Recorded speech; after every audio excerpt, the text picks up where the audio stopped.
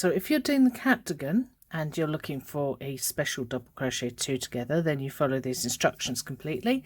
But if you are just wanting to know how to do a special double crochet 2 together, then this is your place too. So when we're making our sleeve here, you can see this is our underarm bit here where we've got our joins and turns, but we're now going to mark the top of the sleeve because we want to make decreases. So wherever you think is the center top of your sleeve, so you can either fold it and do this, or you can count how many stitches. If you've got, for instance, 51 double crochets, then mark the 26th one, because that will be the one that is actually at the top. So I've marked my center one here, and you just need to mark the actual double crochet, not the holes. The double crochet, not the holes. Okay, so I will see you when I get there. So we've just got to the marked double crochet here. The next hole that we're working into is this one, and the following one is this, and that's the other side of that marked stitch. So either side of the marked stitch. So what we're going to do is, it's like a standard double crochet decrease, but we've got an extra loop. So we're going to go insert our hook in, yarn over and pull through, and then we're going to make an extra yarn over. We don't normally do that. And then we're going to go in to the next side, yarn over and pull through, and then yarn over and pull through all 4 loops. Make sure that you do the chain beforehand and the chain afterwards, okay, because we're still going to go into there, and then carry on around. So this first one here is going to feel like a really long way away because it's right over here. We've done our chain, so we're just going to pull that right over, and that's the point of a decrease. So I will see you at the next decrease.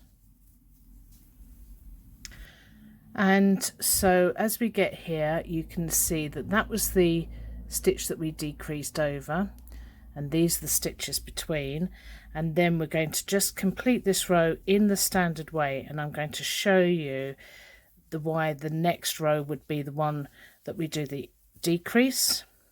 So we're alternating sides as well, so sometimes it's on the right side, sometimes it's on the wrong side. Okay, I'm just going to stop there, and just so that you can see the 3 rows above the decrease. So that's where we marked the stitch, that's the decrease. The row after, you can see that the 2 stitches are either side of where we want to have the decrease, if we want to have it in line. And so the row after that, we get this mark, this row is in the right place for us to do the decrease. So then we would move the marker up to this stitch, because then it's in a straight line. And I'm going to show you that on the actual original sample cardigan, so just give me a second. Okay, so here are the decreases in the actual sleeve, and you can see that we've done it every 5 rows here. So we've got a decrease here.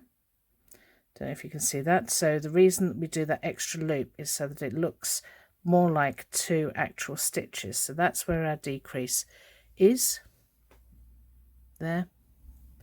Then the following row has a stitch either side of the decrease. Okay, so there's our decrease, there's the stitch each side. Then we have a row where it's straight, then a row still straight, and then another row straight before we can do a decrease again, because we want to make sure that those decreases are lined up. We don't want them going squiffy. So that would be our stitch that we marked. But then we've got the same stitch here, the same stitch here, so that we can go around it the next time. Then we have that single stitch with the rows in between, single, and then you've got your decrease together. Hope that helps. The same happens a little bit later on when we get to, so you can see here that this part of the sleeve is actually straight, with no decreases in the middle, and then when we get to here, there's a slight disruption in the fabric where you can see that we've started doing our decreases again. So we've got a decrease, then 1, 2, 3, 4 rows, and then the 5th row has to be the decrease. 1, 2, 3, 4, and then the 5th row is the decrease again. Hopefully you can see that.